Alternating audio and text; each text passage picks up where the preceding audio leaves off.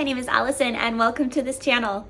I've lived in Japan for 2 years, China for 4 years, and I've spent the last 18 months traveling the entire world. I've taken time to stay really present in my adventures, but I'm so excited to share everything here now. Today I'm saying hello to you from Hong Kong, but for the past 18 months I've been saying hello from Aguas Calientes, Gardens by the Bay in Singapore. Hello and good afternoon from Munich, Germany. Good morning from Paris, France. Welcome to Kilimanjaro National Park. We're starting into the beginning of our trek, and from here on out for the next 7 days, we're just off in the wild.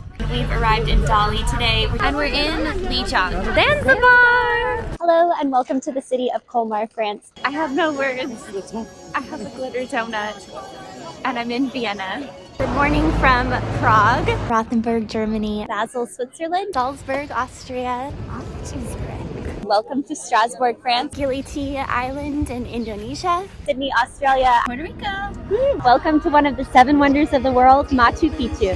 Hello from Chiang Mai, Thailand. We're here at the Lantern Festival. We're about to go on a helicopter ride. Great Wall of China.